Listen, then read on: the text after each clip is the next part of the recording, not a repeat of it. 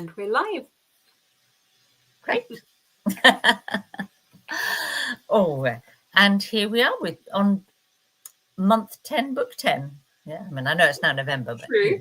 Our 10th book for the 10th month of our Reading the Globe year. So, yeah. So I just realized I haven't actually told people on Discord that we've gone live, but that's fine. They should be able to find us. Yes. Anyway. You did give people the link, the date, the time. So Yeah.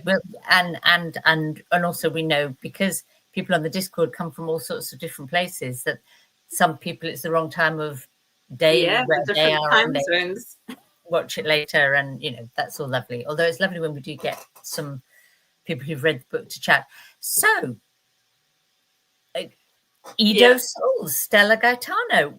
Wow, Yeah. what an interesting book to read. It was a fantastic book to read. And before we get into it, I thought we'd do our usual who we are. I think most people who do watch this know who we are. But yeah, Roz, do you want to introduce yourself? So yes, so I'm Roz, and of Scallydandling About the Books, and I'm someone who reads all sorts of things, but I have a particular interest in and enthusiasm for reading translated fiction, really, from around the world. So yeah, that's me. Yeah, I'm Katya, and I'm from Page Turners with Katya. Similar to Roz, I'm into translated fiction. That's the whole point of Reading the Globe. We've got 3 strands to the project. We've got classics, children, and the contemporary.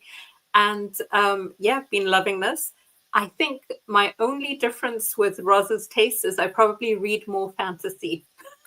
That's quite possible. But so what is Reading the Globe? As we mentioned, it's all about celebrating translated fiction and bringing a spotlight to really important stories from around the globe, and also celebrating translators and works in translation. So the next thing is the book we picked for this for October, Edo Souls, by an author who's new to me. Had you read Stella Gaitano before? No, she has a couple of collections of short stories that are available in English, but I hadn't found my way to them. I don't know how readily available they are. Having enjoyed this, I should look. But the book I'm really looking forward to is the sequel to this, which is coming. Yeah. But we'll come to that later. And the publisher again was new to me. Dedalus, is it Dedalus? Yes, or Dedalus. I mean, it's from Greek myth, isn't it? And now this is a publisher that I know and appreciate, because I'm on a bit of a mission to read at least one book by an author from every country in the world. That's my long-term project. I'm nearly there. A handful of countries left. And Dedalus has been my friend for that project, because they seem to particularly seek out interesting and less interesting books, and support their translation into English from sort of perhaps the less obvious places, the countries that are less frequently translated into English. And they have an Africa series, and I've read at least 2 others of those. Edo Souls is in the Africa series. I read one Co-Wives, Co-Widows, I think it's called. It's from Central African Republic. That was a really interesting book, a book about like what it means for women to be in a polygamous household. All right. Yes. Yeah. Really interesting. And the only book I could get hold of from Mauritania, it's called The Desert and the Drum. That was from the and I've read other Dedalus books too. So definitely a publisher, an independent publisher to look out for if you're interested in global reading. Yeah, and I'll definitely be picking up more from them, because this was a fantastic read. Speaking of polygamous relationships, both the main women in this book, Teresa and Lucy, they were in monogamous relationships, but I liked there was a conversation about polygamous relationships because they're thinking about how they grew up or the women that they knew in their villages growing up. And they talk about, for example, when there's 3 wives, and they mention that once there's 3 wives, the eldest or the first wife, in effect, becomes a second husband, because she becomes like a man of the house, ordering the other 2 about and sort of like monitoring them and everything. And I thought that was the way they said it was quite humorous and interesting. Yeah. I'm just noticing that Berna is here in watching this video, fantastic. which is really lovely, because I know that I believe that Berna can't join the Discord group. Discord doesn't work in Turkey. So it's so nice, Berna, that you're here, because I know you were you sort of miss out on the chance to join in the Discord conversation, which was very lively about this book. So hi. Yeah. And super. And is it Memo? Maybe? I don't know. And Demir. So hi everyone. Hi. Yes, so the author, that's who we were talking about, isn't it? Stella Gaitano. And you had a quick read up on her, didn't you? Yeah, what an interesting, in fact, I would say inspiring woman Stella Gaetano is. So I think she's 45 now. She was born in Khartoum, but her parents were from the obviously it was then all Sudan, and they were from the southern part of Sudan. They'd ended up in Khartoum because of the one of the Sudanese sort of periods of conflict and civil war.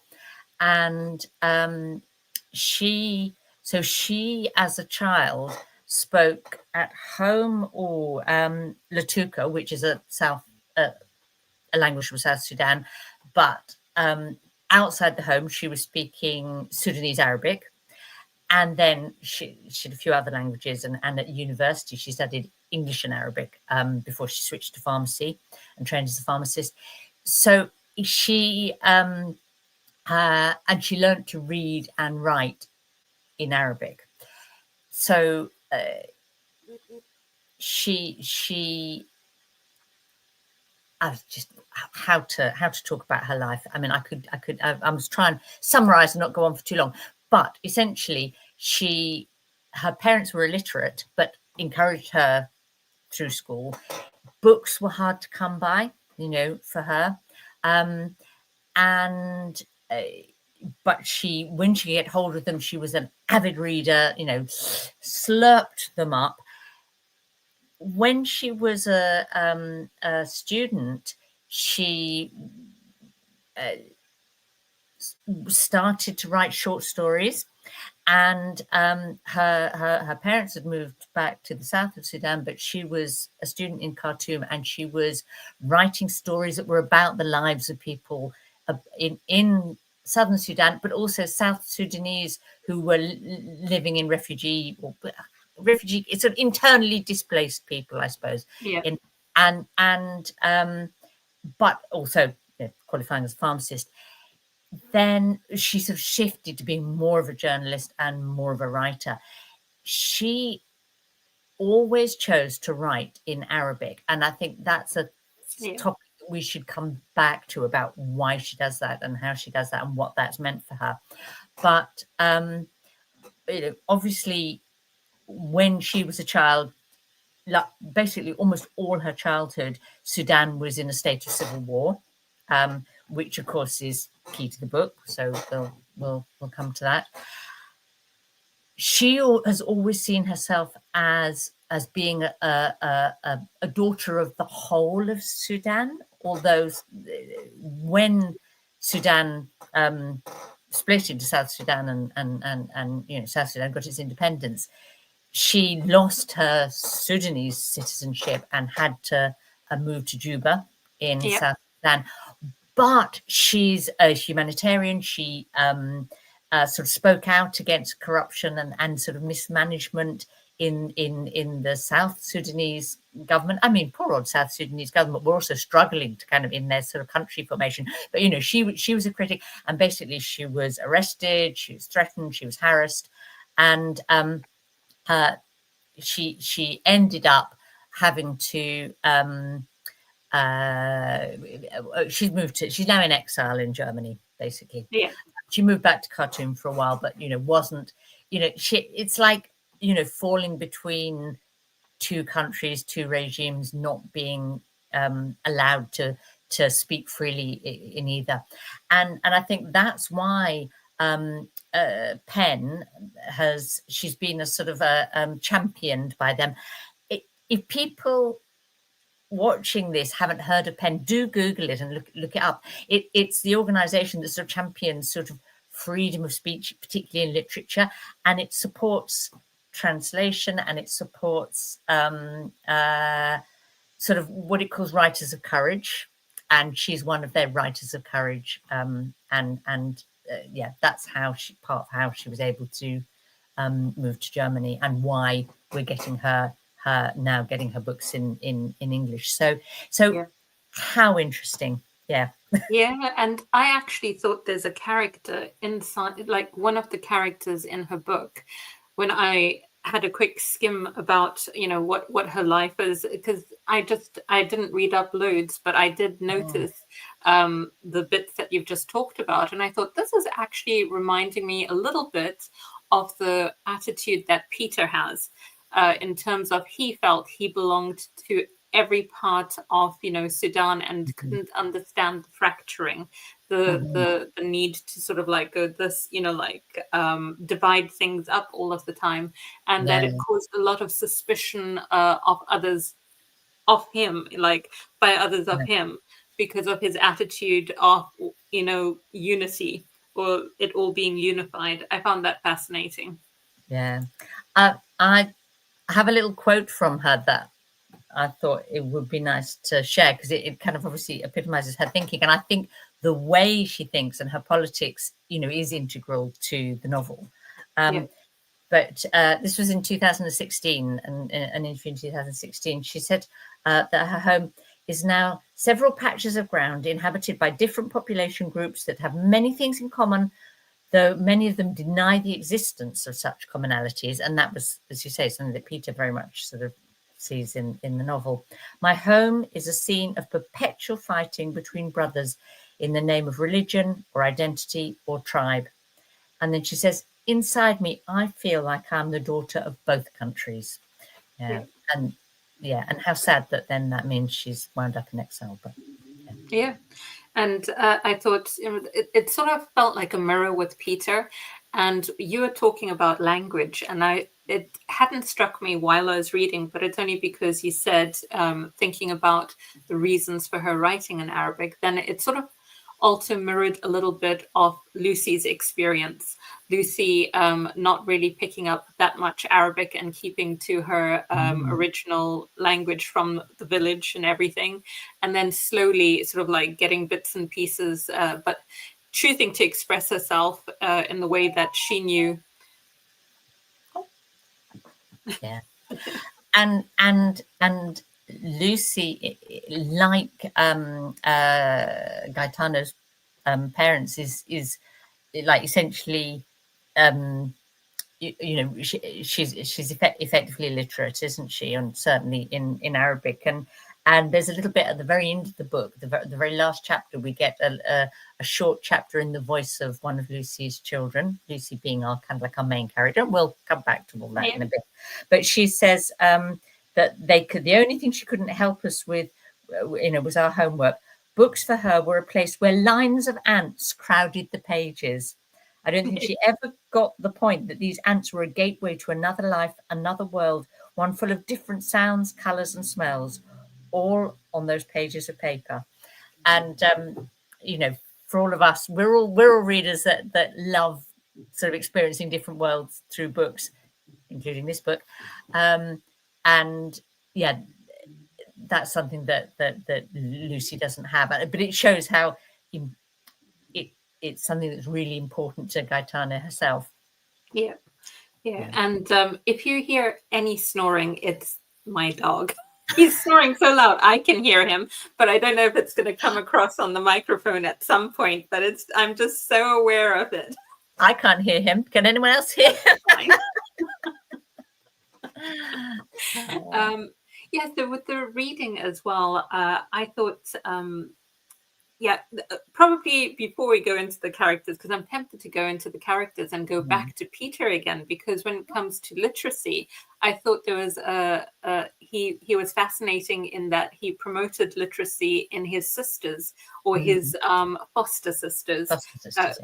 His foster sisters, and that one of them, the one who is seen as the rebel, the one who goes to university, actually credits him for her being a very dedicated and proud feminist, which a lot of the women shied away from because they were like, "Who's going to marry you?" So that was a fascinating aspect of the book, and like the doors that literature can open. So before we go on to the characters, I better go back to. Oh, I've got a comment before I. Let's see.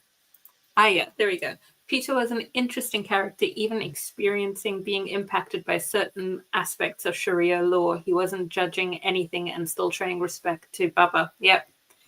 Yeah, that was really good. It's interesting in that supposedly one of the sort of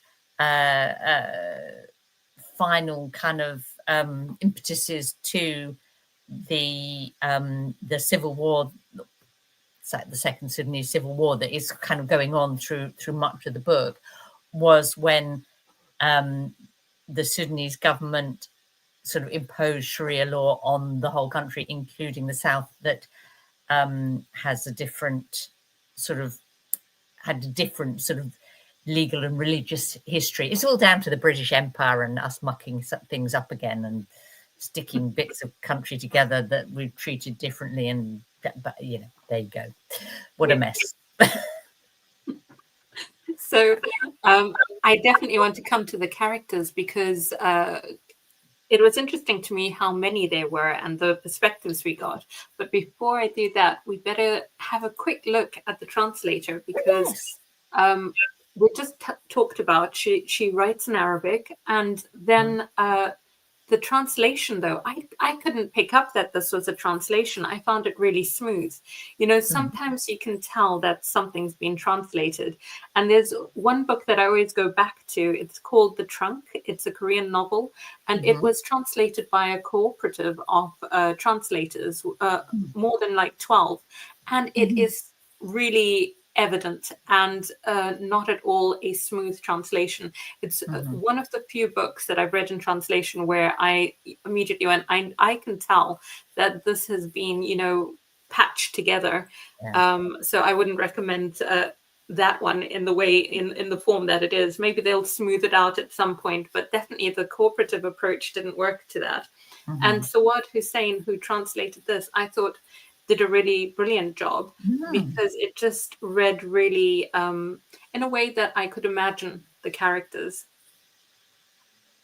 So Sawad Hussain translates Arabic to English, British-born of Arab heritage, MA in Arabic Studies, University of London, and focuses on championing voices from the Arab and African worlds, especially underrepresented Arabic-speaking countries in Africa, like Sudan, South Sudan, Libya, and Yemen. So I thought that was interesting. And he's done this novel, and then A Bed for the King's Daughter, which I haven't heard of. But again, is a PEN Translates Award shortlisted one from 2021. And there's quite a few others. And it's a she, Sawad Hussain. Is it? I think so. You're probably right. Yeah, let's have a look. Yeah.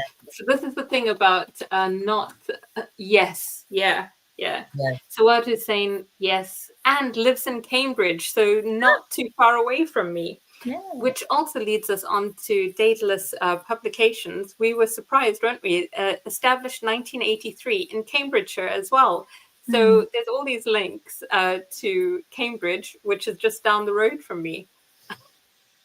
But yeah, so amazing translation. Yeah. And Penn Translates Award for a bed for the King's daughter. So she got that award. And let's see. Warwick Prize for Women in Translation 2023. She was longlisted for this book. Yeah. So really recognized as a brilliant translator. Yeah. Okay, so that means we go on to the main characters. Oh, now there are a lot of characters to get your head around, aren't there? And Yes. it was interesting in the Discord group how people kind of like found that, because we get one set of characters that we sort of get established with early on in the village in rural southern Sudan, as it was then, and then another whole set of characters that we have to meet and learn about in the Khartoum sort of 2/3 of the book. So a lot of different characters. Edo of the title, Edo Souls, it is actually one of the character we meet really early on. It's Lucy's mother, and it's in the village, and her spirit kind of pervades the whole book, but we're not actually with her for all that long. So it's really interesting that she's the character that the book is named after. Yeah. And a strange character, tragic character, just lost child after child. Yeah. Yeah, it was fascinating, really. But 9 out of 10 children she lost, isn't it? And then the idea was that she sort of gave she gave Lucy the task of becoming the mother of the souls of her departed siblings. Sort of going, go forth and bear loads of children. And it is fascinating. And I like the contrast between Lucy and Teresa when it comes to that, you get Teresa actually wanting autonomy, and Lucy kind of feeling like she's living to sort of like give birth to new life, sort of thing. And I found that an interesting concept. And one of the things that I liked about Gaetano's attitude to like all her characters is that, she's very non-judgmental about all the different characters and their different ways of thinking and the different paths that they choose and their different priorities. She's very, Edo, is in some ways quite a harsh person who almost rejects Lucy because she's afraid she'll die. Lucy just babies. Teresa, there's a whole succession of characters that you could have made could have been critical of, but she just presents them as just different options. Yeah. Absolutely. So Berna said, I agree that it was a very smooth translation. And I couldn't confirm it, but on the internet it says this is the first novel from South Sudan translated into English. That would be interesting. I've read it, so I might be the first by a woman from South Sudan translated into English, but I'll have to double check that. Yeah. Hi, Margaret. Hi, Margaret. Yeah. So multiple characters to get your heads around. When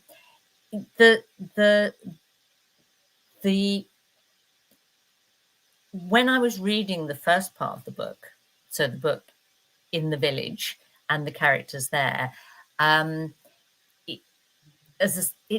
assumed that this was quite a long time ago. It's very traditional. The characters like Edo and others are quite, there's a lot of, what you might see as sort of superstition or traditional sort of practices and so on. And it's not, she doesn't judge it, but it just feels like it sort of might be quite far distant. And this is a world in which you choose to call your daughter Pui, in effect, Yeah. Well, that was the whole her conflict was that of wanting to be a mother. So it was motherhood versus death, and was Yes. almost like she kind of went, okay, if I let go of motherhood, death won't compete with me for this one, especially if I make her unappealing and give her her this weird name. She was lucky she got a second name later when the Christian missionaries turned up, and she got to switch to Lucy. But you know, and you know, when she's when Lucy has a load of broken bones, you know, her mother encases her in mud. Yeah. In order to sort of splint them and set them, you know. So this is right, and then you realise that it's actually it's the sort of late 60s, early 70s when this is happening, you know. So it's sort of interesting. Yeah, they were very sort of like disconnected from city life. They were very separate. Really? Yeah. So Ido is my favorite character. Her strong connection with traditional Sudanese beliefs and sisterhood, though not caring for her daughter, still makes her a real multidimensional character. And I found that not caring for her daughter an interesting way that Stella Gaitano did it, because, you know, she sort of like keeps her ears and eyes out, but sort of pretends not to be interested, so that you know, Lucy ends up being raised by everyone. Yeah. She and that's a really good point you make about like the sort of the sisterhood. You know, there's a sort of a communal mutual reliance and mutual support, isn't there, in the village? That means, you know, that Lucy is well looked after, and I guess Ido knows that will scoop her up, and she does actually keep watching over her, and does later, you know, sort of brings her back into her loving form. But also she's you know, dealing with all these multiple child deaths, you know. She's a traumatized woman, isn't she? Yeah, and then she's of course abandoned by her husband when that happens. But I loved the fact that she empowered a lot of the women in her village. Everyone, you know, called her crazy, but they were all in one way or another sort of like empowered to be stronger versions of themselves, including my favorite scene. This is going to be a bit of a spoiler, but one of my favorites was this woman who's a victim of domestic abuse, who's much larger, powerful than her husband. And she is just, you know, she's suffered multiple broken bones. She's always bruised. And, you know, a few conversations with Ido, and she's suddenly thinking, hang on, the next time this happens, I could just punch him back. And this was, you know, like one of my favorite things to read about, because he was like, I can't believe I just got smacked about by my wife. But yeah. So, yes. Not that I'm condoning violence. No, but in that situation, violence with violence. She didn't have a lot of alternatives, and it was probably the right thing to do. Yeah. I'm just going to ask Mdemir 13 a question. Are you part of the Discord group using a different name? Because I'm trying to think if we know who you are, or anyway. Yeah. I was not the only one who was satisfied with that scene. I was like, oh, thank goodness, this poor woman. But yeah, it was fascinating to me. You know, like all of the characters really came to life. And that it wasn't at all what I was expecting, because like we say, the title is Ido's Souls. And then when you realize about, you know, 9 out of 10 children have passed away, I thought that we were very much going to stick with Ido and with her surviving child, with Lucy. So yeah, I thought it was Memo. Yeah, I thought so. Good. We didn't want to assume that. Brilliant.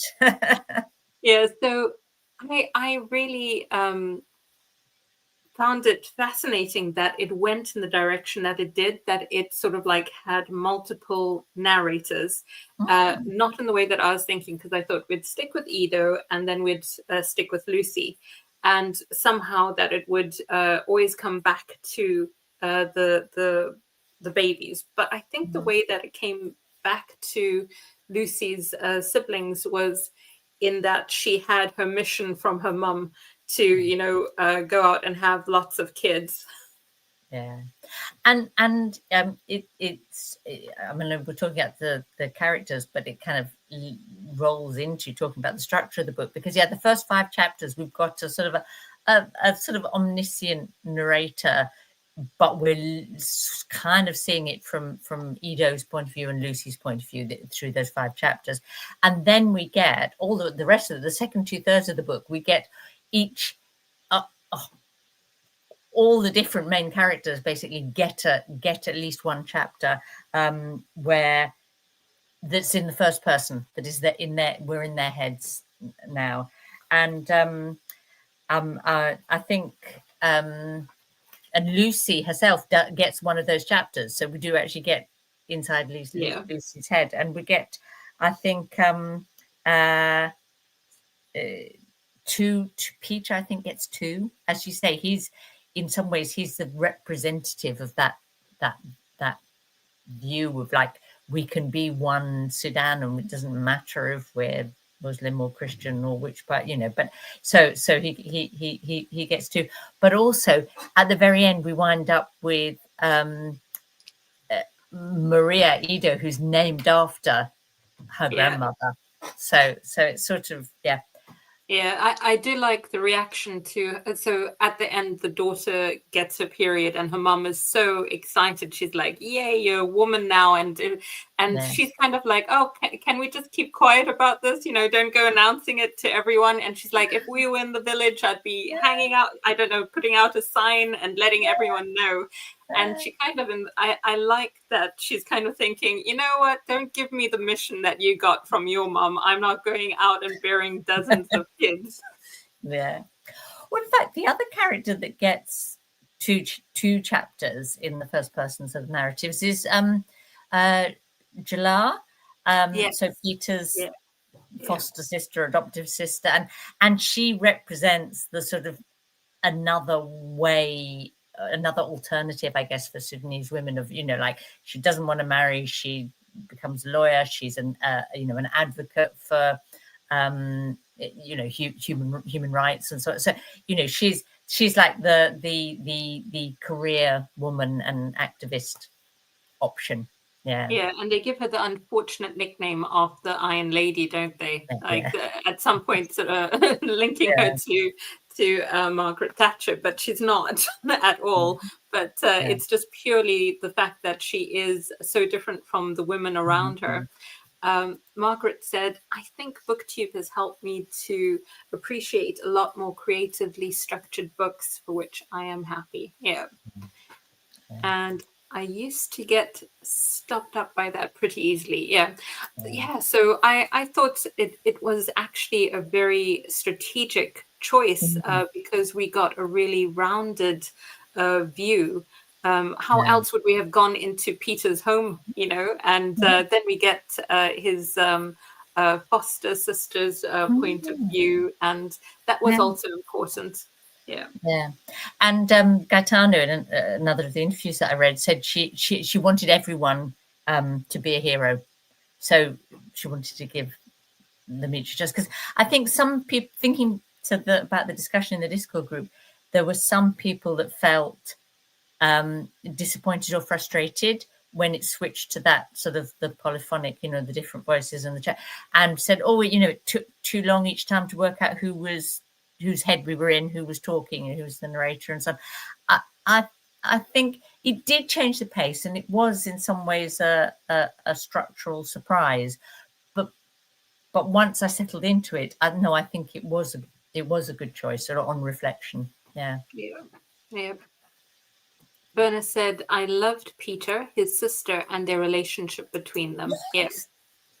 Yeah, it was a lovely relationship, wasn't it? A really respectful. How she credits him as well for actually opening up her world through the books that he used to bring back for her and her sisters, because by doing that, she got to read people like Germaine Greer and I don't know who else she mentioned. But And he was really surprised when she credited him. You know, like he was a little bit taken aback when she said it's a thanks to you sort of thing. But I thought, yeah, you don't realize how some things, you know, that you do just automatically can impact someone. So that was, that was a nice point. And it's always, you know, writers. A writer like Gaetano, for whom access to books was really significant in her life, you know, like, you know, my childhood was full of books. It was really easy, you know, and it wasn't.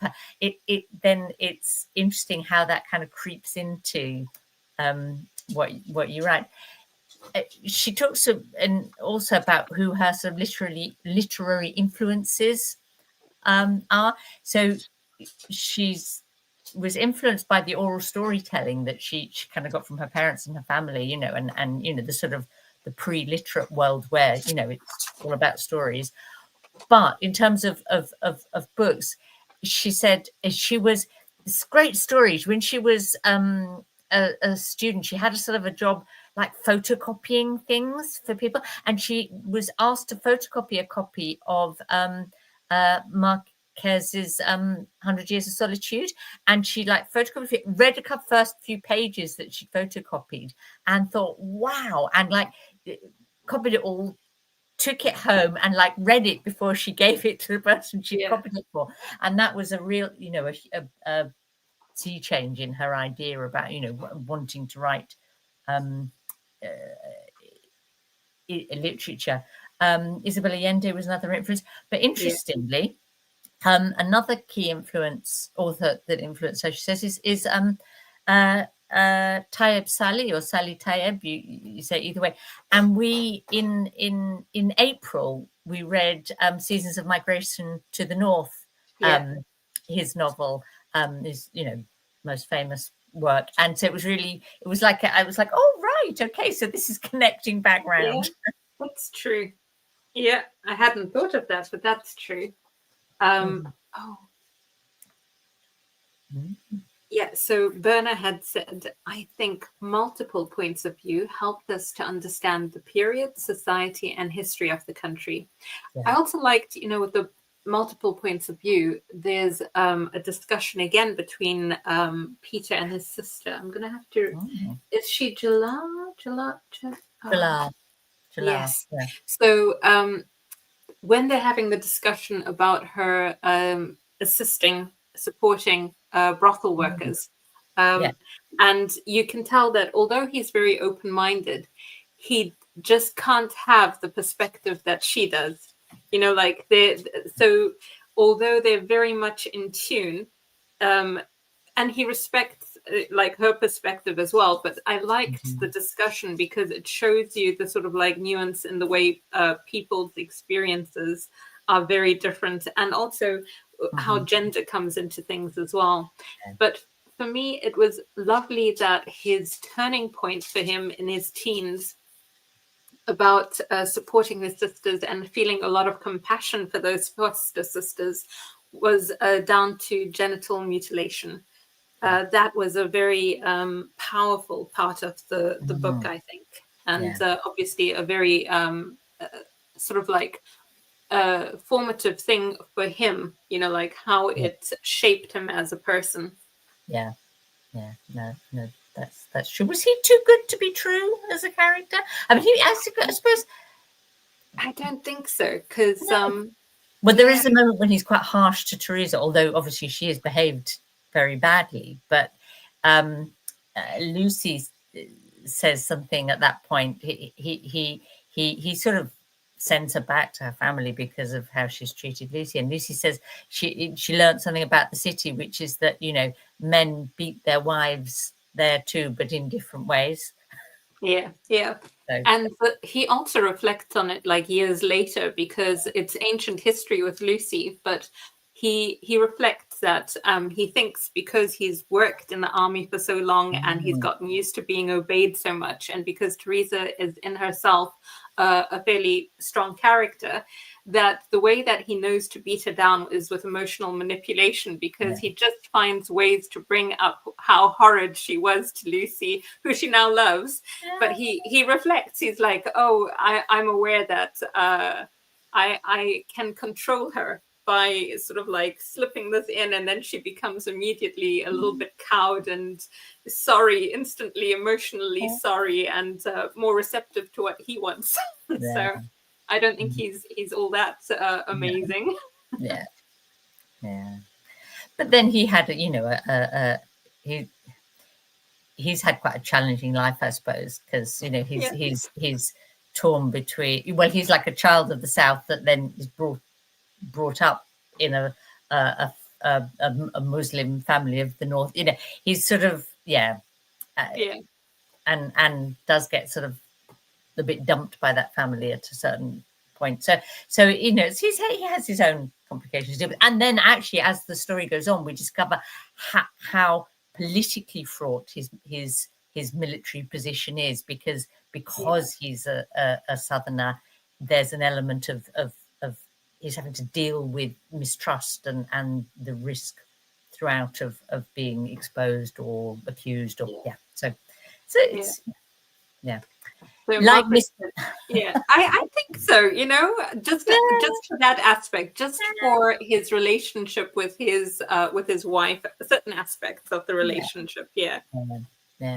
But I did like Teresa and his relationship, and the fact that we actually experience that marriage getting stronger as the story progresses, and how she reflects that her father was right in choosing him, because he wasn't her choice, and it wasn't until year 3 that she actually decides, you know what, I do love my husband. And I thought, oh, that's quite it's very nice.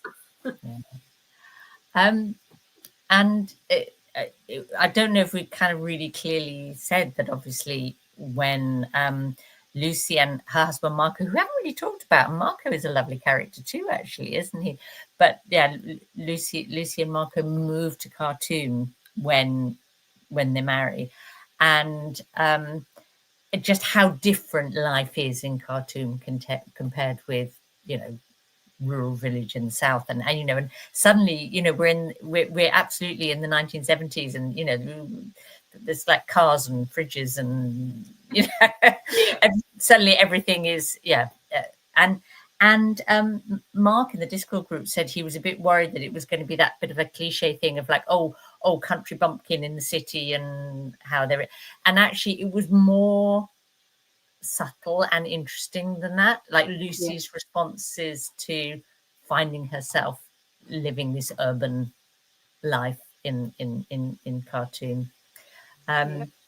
She hangs on to her sort of her identity, doesn't she? I think until about the twins are born, she has several babies. I don't, is it 8? Is it 8? Maybe it's more. But either way, might be 10 with the twins. So by the time the twins are born, she sort of like shifts, because with the first baby, you get her sort of following the ways of her village, and the fact that when she thinks, oh, potentially I could die during childbirth, I better make peace with everyone, and how she does that ritual. She says, this is what we would do in the village, and bring Teresa so we can do this ritual, and then I'll be at peace with all of you. And the sort of like stunned nurse and doctor watching that. But by the time you get to the end, she's reflecting that she's sort of like left a lot of her traditions behind, and found new ways of doing things. And she always used to worry that doing something in a different way would be the wrong way, but it's just another right way to get something done. So Marco had a great character arc, from being a man-child to the caretaker of the family. That's really true, and that does make him an interesting character to follow, doesn't it? I felt quite warm towards him. I think through the story, probably more warm towards him than I felt towards Peter, although Peter was such an interesting character. Just thinking about Lucy and all those babies, I have to say, like, there are not many books that you read that have such a lot of breast milk in them. I found that really interesting. I found it struck me because I probably wouldn't have noticed it as much if she hadn't decided to say that it smelled like chicken gizzards. And I was like, what?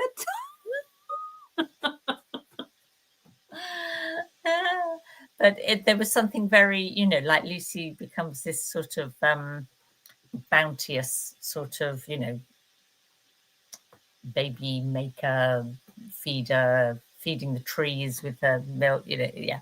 There's something very celebratory about that. Yeah. So Margaret's being naughty. Is there how to in that arc burner? We need some of that processing over here. I'm guessing this relates back to American politics. Yeah, but yeah, he was having to live through a civil, you know, a civil war. So maybe we don't want to reproduce that character arc. No. But having said that, I found some bits interesting. He was really good in terms of how he had to wear different hats with different people, perhaps more than other characters did. So other characters were like, "This is who I am," and even Peter, who wants a unified Sudan, like he fits to both nations, sort of thing. But Marco was more this fluid character because he'd go and he'd do his job, and then he'd be this other character who all of the foreigners could better relate to as a modern South Sudanese, well, as a modern Sudanese person. And then when he'd come home, he'd slip back into, you know, the man that Lucy knows. So he had to adapt a lot, and he also had to live up to Peter's expectations. Peter was always like, why is he so sensitive? Why does he want to cry? Because his, you know, like, because this or that has happened. That's because he's got empathy, you know. But yeah. Actually, after reading what happened to Tahir, I was quite angry with Peter and the father. What did you think? Did Peter take any responsibility? So yeah, I agree. Yeah, no, you're right, remember. And like it was like when we hear the story from Peter's perspective, he's very much sees himself as a victim in that situation, doesn't he? And yeah, but then poor old Tahir ends up in a you know, a not good marriage as a, you know, in effect as a result. So yeah, he doesn't, does he? No, and again, that just shows how he isn't. There were certain parts of him that made him sound ideal, but then it's all tempered by these little things. Also, the other thing was when the actual fighting happens. And it's so chaotic, and he describes it, and he's like, I'm sure that loads of innocent civilians have been killed by my soldiers, sort of thing. So, yeah. But I mean, and that is what, that's the awfulness of civil war. And civil wars are always the most sort of hideous of wars, aren't they? Because of that. And my understanding is that the second Sudanese civil war had probably the highest civilian death toll of any war since World War II, like at that point. Whether it's now been superseded, you know, heaven knows. But well, I mean, it all sounds really so chaotic in the narrative, and then of course everyone's trying to hush up the fact that loads of civilians have been killed, and then no one wants to admit that that's happened until again a famous person. It's like that everywhere, isn't it? Until someone, you know, like who is well known, and so they have the basketball player who ends up having been one of the victims, and then people are asking, how could that happen? But I mean, how did it happen for all the hundreds of other people who were basically nameless?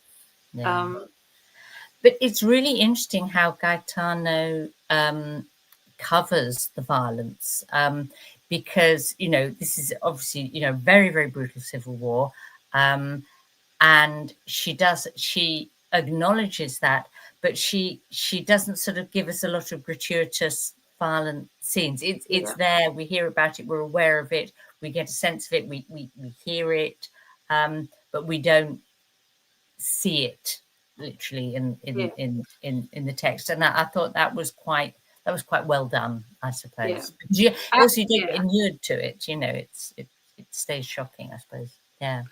Yeah, and I appreciated that because there are a lot of books that go into the detail, and I was thinking of Chimamanda Ngozi Adichie's book about the Biafra War with Half a Yellow Sun. And that had quite a few details, and we also find out about some, you know, like really gruesome things that have happened to main characters and characters that they know. But in this book, although we're aware of violence and things happening around, you don't go into the detail. And that sort of helps us keep to the main part of the story, which is around the characters and how, you know, everyday people are impacted by civil war, by and how easily things can escalate as well and change. And although we do get one absolutely brilliant scene in the courtyard of the house in Khartoum, is Lucy's first person chapter, where an injured fighter is hiding in the tree in the courtyard, and how she sort of deals with that. And I thought that was really effective, and because there was just that one, it sort of it stood in for a lot more, but in a way that worked for me. Yeah. Was there anything that you disliked about the book, or didn't feel so sort of positively about? Not really. I have to say that at some stage, the fact that we're going to all the different characters sort of blended for me, not in a bad way, because, for example, right now, I can't remember who gave us a perspective about the massacre that happened when they took a truck stop, when they were going from the village to the city. And, you know, Lucy needs to go relieve herself. And then, you know, like Marco follows her. And then they hear this commotion, shooting, and discover that by having walked away from the main part of the travelers, they're the only survivors, except for a baby. And I can't tell you whether it was Marco or Lucy's perspective. Well, that was in the bit where we have an omniscient narrator. Okay, so maybe that's and why I couldn't remember that any longer. But I did find it interesting that Lucy and Marco have a very different reaction, and I suppose that's again trying to set Lucy up as having this, you know, maternal instinct. He's like, survival, let's keep quiet, and she's like, I have to go to the child, sort of thing. So so I think if I was gonna I'll just get this from Memo. She hangs on in there, doesn't she, Lucy? Always. She's a very resilient character. She's very ill at certain points, and they had that very scary experience. You know, lots of very tough things happen, and yet she remains very positive, doesn't she? I do think she was very impacted by Teresa leaving at the end, though. That's true. If I were going to sort of make any criticisms of the book, I think that there's maybe two for me. I thought that some of those the first person chapters, of which there were a lot, were almost a bit too fast. That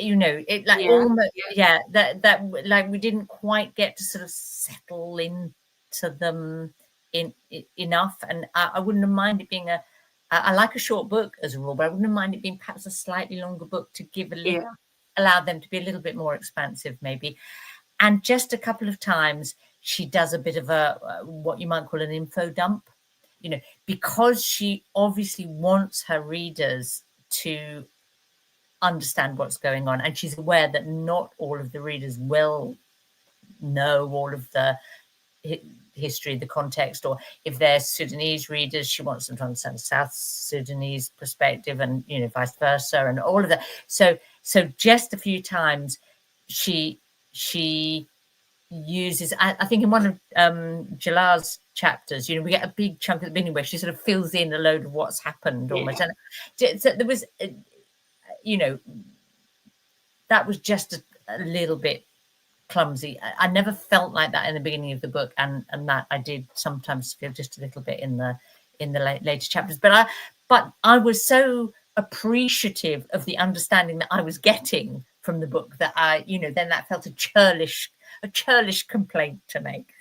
Yeah, I have a feeling, and this would just be me guessing, but I always felt like Jalal and Hussein's story was probably started off a lot bigger than it ended up being in the book, because they're so well fleshed out and their relationship is so interesting that the way that it's actually presented in the book does feel really condensed.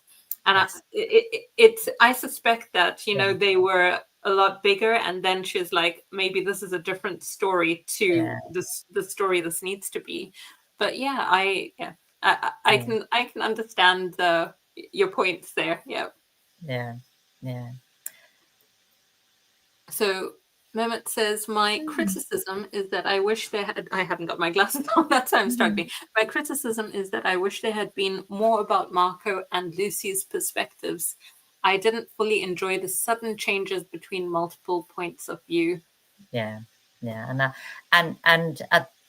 think, yes, in a way that's similar to my feeling of like they were a bit sort of bit rushed, and we could have had more. We could have had another Marco chapter and another Lucy chapter, and a bit, as you say. Then also, I was really interested in Jalal and Hussein, and I'd have happily had a bit more of them.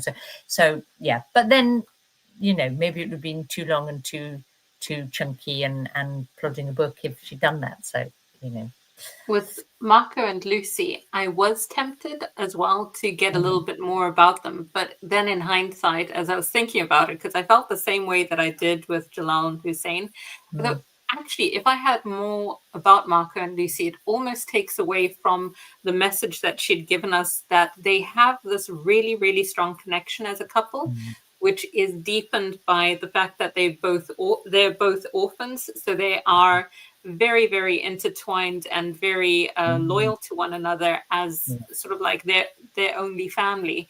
And almost by getting a little bit more about them, it might dilute it, but who knows? No, that's true. And there's something about their relationship that, like the way, like Marco could have almost looked down on Lucy for being, she retaining that sort of simplicity that in some ways she does, but he doesn't. He respects that, almost admires that in her. So yeah, it's almost like she's a connection to like his heritage, isn't it? Because he is now in this modern place, and he is being, like we talked about, he changes for people, and that means that he, like he'll be more like this for Peter, he'll be more like this for the customers where he works, and then he can be himself when he's with Lucy. And I think that's one of the things that he never failed to appreciate, is that she sort of like brings him back to where he came from, almost. Yeah. And the good news, Memo, is that there's the sequel. As I understand it, we get more of Lucy and Marco's story, and then their children. So, fingers crossed, we do get some of that we were left wanting. And it's. She's written it, and it's being translated into English, is my understanding. So something to look forward to, but I don't know when it's going to be out. But it's called Ireme, or Ireme, Ireme. Yeah. So fingers crossed that it gets fully translated, and we get to read it. Yeah, I don't know when it's going to be published. No. Yeah, because it again, they do this pen thing where they sort of champion, they translate a bit of a book and hope that generates the finance, the funding to get the whole book translated. So fingers crossed we're going to get full English translation soon. Yeah. I think one of the things that I really enjoyed about the book is going back to what we said earlier on with sisterhood, that the sisterhood wasn't just in the village where Lucy was from, but the fact that it sort of like permeates into the more modern side of things as well, because you got Teresa and Lucy forming that bond.